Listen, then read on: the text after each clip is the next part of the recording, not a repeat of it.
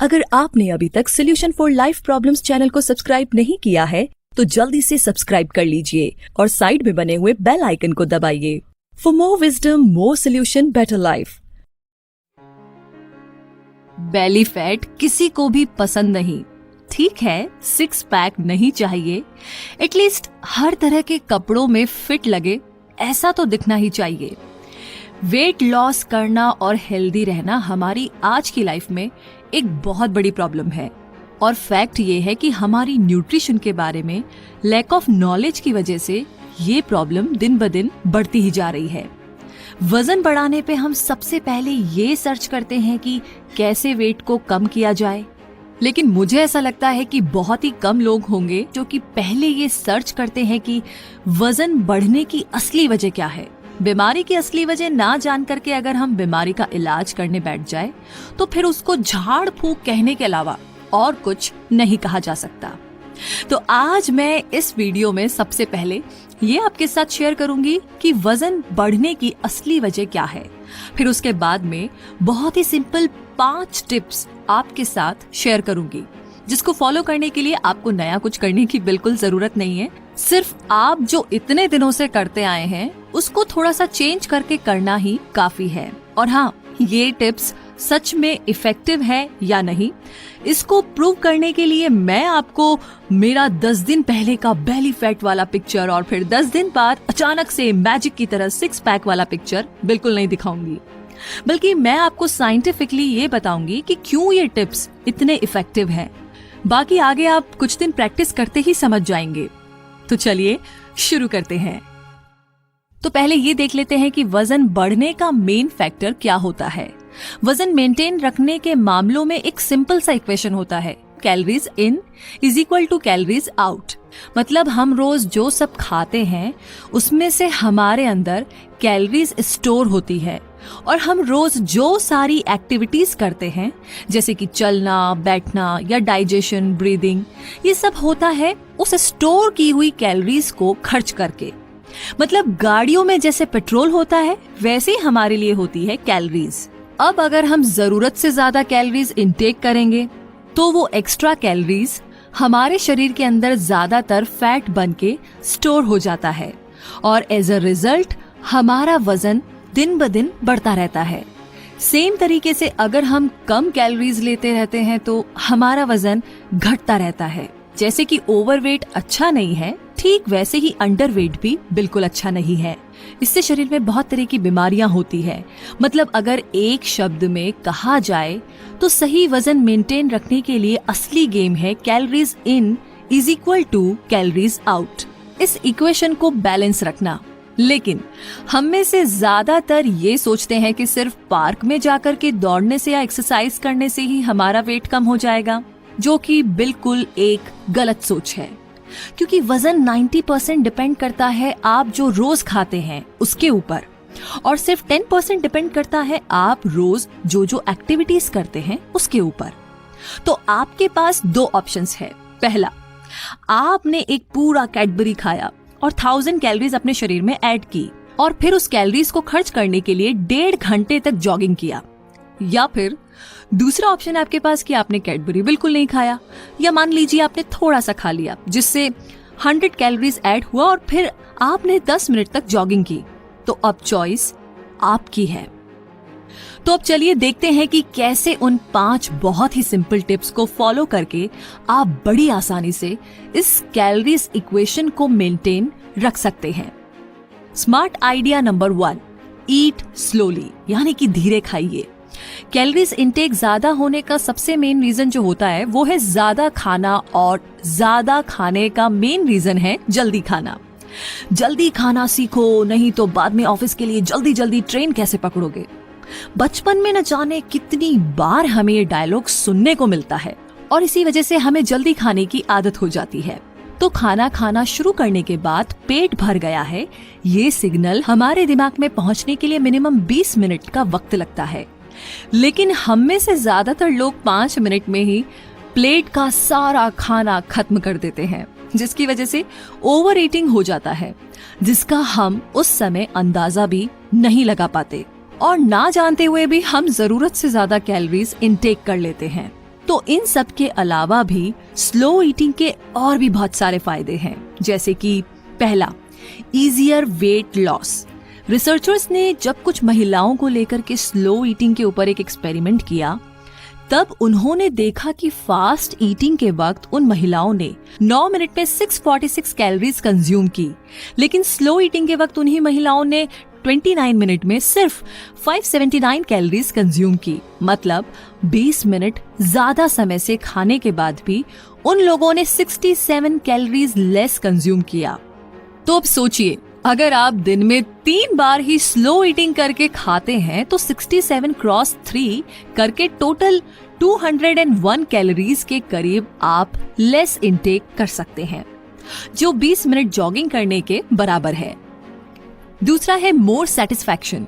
Slow eating करने से वो महिलाएं सिर्फ कम कैलोरीज कंज्यूम करने में सफल हुई, ये ही नहीं बल्कि इंटरेस्टिंग बात तो ये भी है कि जब उन लोगों ने फास्ट ईटिंग करके लंच किया, तब उन्हें वापस 1 घंटे बाद ही और भी ज्यादा तेजी से भूख महसूस होने लगी, कंपेयर्ड उनके जिन्होंने स्लो ईटिंग करके लंच किया था। मतलब स्लो ईटिंग हमारे फूड सेटिस्फेक्शन को बढ़ा देते हैं। मतलब ये है कि धीरे से खाने से थोड़े में ही पेट भर जाता है।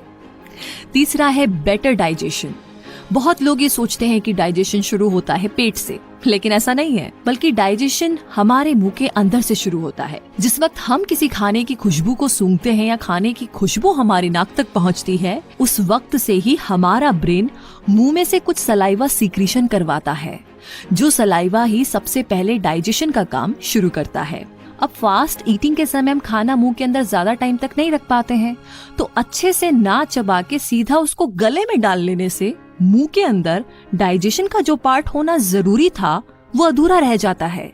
इसके बाद पेट के अंदर जो गैस्ट्रिक सीक्रेट्स होता है, उनके लिए जल्दी खाए हुए उस खाने को सही तरह से डाइजेस्ट करना पॉसिबल नहीं बन पाता, जिसकी वजह से खाना सही तरह से डाइजेस्ट नहीं हो पाता और बहुत सी पेट की बीमारी दिखाई देना शुरू हो जाती है। स्लो ईटिंग और 5 आदतों की तरह ही एक सिंपल आदत है जिसको डेवलप करने के लिए सिर्फ प्रैक्टिस की जरूरत है। अगर आप एक फास्ट ईटर हो तो पहले कुछ दिन इसके लिए आपको थोड़ा कॉन्शियस होकर स्लो ईटिंग प्रैक्टिस करना होगा, और ये सही है। लेकिन थोड़े दिन के अंदर ही ये आपकी आदत बन जाएगी और तब एज अ बेनिफिट आपको हजारों बीमारियों से भी छुटकारा मिल जाएगा। अब आगे स्मार्ट आइडिया नंबर 2 की बात करें तो वो है यूज स्मॉलर प्लेट्स। जी हाँ, the journal of the association of consumer research की पब्लिश की हुई एक रिसर्च रिपोर्ट से पता चला है कि प्लेट के डायमीटर को 30% तक घटाने से फूड कंजप्शन भी 30% तक घट सकता है। लेकिन यहाँ पर 2 शर्तें हैं। पहली, खुद का खाना खुद को ही सर्व करना पड़ेगा, और दूसरी, कितना खा रहे हैं वो दूसरा कोई मॉनिटर करेगा या मैं खुद मॉनिटर करूंगी, ये दिमाग में नहीं होना चाहिए। ये बहुत ही सिंपल सी एक चीज है जिसको फॉलो करके बहुत आसानी से हम जाने अनजाने में ही 30% लेस कैलोरीज इनटेक कर सकते हैं। इससे आसान वेट कम करने की टिप और कुछ नहीं हो सकती, मुझे ऐसा लगता है। और ये कितना इफेक्टिव है वो आप खुद ही नेट पर एक बार सर्च करके इस टॉपिक पर रिसर्च करके पता लगा सकते हैं। स्मार्ट आइडिया नंबर 3 है कार्डियो इन एम्प्टी स्टमक। जी हाँ, ज्यादातर लोग फैट लॉस करने के लिए बेस्ट एक्सरसाइज कौन सा है ये ढूंढते रहते हैं। वैसे भी फैट लॉस एक्सरसाइज के ऊपर सिर्फ 10% डिपेंड करता है। फिर भी अगर आप जानना चाहते हो कि फैट कम करने का बेस्ट एक्सरसाइज कौन सा है, तो वो है सुबह खाली पेट कोई भी कार्डियो एक्सरसाइज करना। कार्डियो एक्सरसाइजेस उनको कहते हैं जिससे हमारी हार्ट रेट बढ़ती है, जैसे कि running, swimming, skipping end of course having sex. अगर आप मैरिड हो तो लास्ट वाला, और अगर अनमैरिड हो तो बाकी 3 में से कोई भी कर सकते हैं। अब सवाल ये है कि फैट लॉस करने के लिए कार्डियो एक्सरसाइज बेस्ट क्यों है? तो रात में 6 से 7 घंटे सोकर के सुबह उठने के बाद जब आपका पेट पूरा का पूरा खाली रहता है, तब अगर आप उस समय कोई भी कार्डियो एक्सरसाइज करना शुरू करते हो तो तब आपकी बॉडी को अचानक से बहुत ज्यादा एनर्जी की जरूरत होती है, क्योंकि उस वक्त पेट पूरा खाली रहता है। इसीलिए टारगेट होता है पहले से जमा किया हुआ फैट। इस समय फैट तोड़ के बॉडी को जरूरतमंद एनर्जी की सप्लाई देनी पड़ती है, जिस वजह से डायरेक्ट फैट लॉस होता रहता है। इसीलिए फैट लॉस करने के लिए पेट पर वेट लिफ्टिंग या योगा करने से ज्यादा अच्छा है कि खाली पेट कार्डियो एक्सरसाइज की जाए। स्मार्ट आइडिया नंबर 4 है say no to water between meals. मतलब हमारी एक बहुत बुरी आदत है कि खाने के टाइम में पेट भर भर के पानी पीना। खाना हजम होने के समय हमारे स्टमक में जो गैस्ट्रिक सिक्रेशंस होता है वो खाने के समय पानी पीने से पानी उन गैस्ट्रिक्स के साथ मिलकर के उनकी डेंसिटी को कम कर देता है, जिसकी वजह से खाना सही तरह से डाइजेस्ट ना हो करके शरीर में अब्सॉर्ब हो जाता है, जो हमारे खून में इंसुलिन की रेट को बढ़ा देते हैं। और जितना ज्यादा इंसुलिन उतना ज्यादा फैट स्टोरिंग, जिस वजह से ये चीज अल्टीमेटली शरीर में फैट स्टोरिंग रेट को बढ़ा देता है और उसके साथ साथ लाखों बीमारियों को भी इनवाइट करता है। इसीलिए डॉक्टर्स हमेशा ही रेकमेंड करते हैं कि खाने के आधे घंटे पहले और खाने के 1 घंटे बाद ही पानी पीना चाहिए। खाते खाते ज्यादा प्यास ना लगे इसलिए हमारे खाने में बहुत ही कम नमक और चीनी का इस्तेमाल करना होगा। इसके अलावा भी नमक और चीनी फैट बढ़ाने का मेन सोर्स है। तो पानी के बारे में एक और जरूरी इंफॉर्मेशन है कि हम सबको हेल्दी रहने के लिए ऑन एन एवरेज हर रोज मिनिमम 2 लीटर पानी पीना जरूरी है। इसे 8x8 रूल भी कहा जाता है। मतलब 8 आउंस पानी से फिलअप हो जाए ऐसे 8 ग्लास पानी हर रोज पीना जरूरी है। Smart idea number 5, never stay hungry. पहले के स्मार्ट आइडियाज को सुनकर के किसी को गलतफहमी हो सकती है कि मैं कम खाने के लिए कह रही हूँ। हाँ, ये सही है कि कम खाने के लिए कहा गया है, लेकिन भूखा रह कर के कम खाने के लिए नहीं कहा गया है, जिसकी वजह से स्लो ईटिंग की बात कही गई है। असली मकसद कम खाना नहीं, बल्कि असली मकसद है ओवर ईटिंग ना करना। और ओवर ईटिंग का चांस तभी ज्यादा बढ़ता है जब हम ज्यादा भूखे होते हैं। जब भी हम बहुत देर तक भूखे रहते हैं और फिर अपना मनपसंद का खाना खाने लगते हैं, तभी हम और ज्यादा इमोशनल ईटिंग करना शुरू कर देते हैं, जिसकी वजह से बहुत जल्द ही ज्यादा खाना खा लेते हैं। तो उस वक्त स्लो ईटिंग के लिए यूज स्मॉलर प्लेट्स, ये सब कुछ दिमाग से निकल जाता है। इस वजह से कभी भी भूखा नहीं रहना चाहिए। डॉक्टर्स रेकमेंड करते हैं हर 3 घंटे में कुछ ना कुछ खाने के लिए, जिससे कि आप दिन भर बिल्कुल भी भूखा महसूस ना करें। उसके लिए सबसे ज्यादा इम्पोर्टेंट है ब्रेकफास्ट सबसे हैवी और हेल्दी करना। और जितना दिन आगे निकलता रहेगा, मतलब कि लंच में ब्रेकफास्ट से कम और डिनर में बिल्कुल ही थोड़ा सा खाना खाना चाहिए।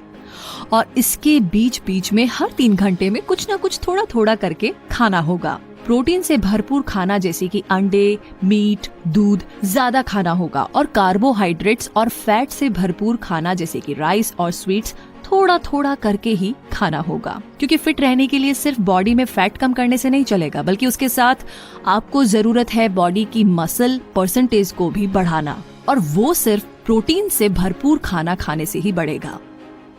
तो चलिए आखिर में एक बार मेन पॉइंट्स को फिर से देख लेते हैं। Number 1, calories in calories out के साथ इक्वल होना चाहिए। नंबर 2, हमेशा धीरे खाने की कोशिश कीजिए। नंबर 3, खाने के लिए छोटी प्लेट यूज कीजिए। नंबर 4, सुबह खाली पेट कोई भी कार्डियो एक्सरसाइज कीजिए। नंबर 5, खाने के 30 मिनट पहले या खाने के 1 घंटे बाद ही पानी पीजिए। और नंबर 6, हर 3 घंटे में कुछ ना कुछ खाने की कोशिश कीजिए। जैसे कि हेदर मॉर्गन की कही हुई एक बहुत ही अच्छी कोट है, every time you eat or drink you are either feeding disease or fighting it.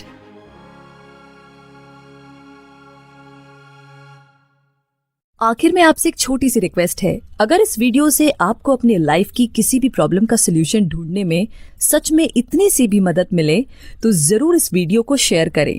क्योंकि अगर आपको कुछ मदद मिल पाई है तो इसे शेयर करके आप किसी दूसरे की भी मदद कर सकते हैं। इस वीडियो में जितने लाइक्स आएंगे मैं समझूंगी उतने लोगों को मैंने थोड़ी सी मदद कर दी है।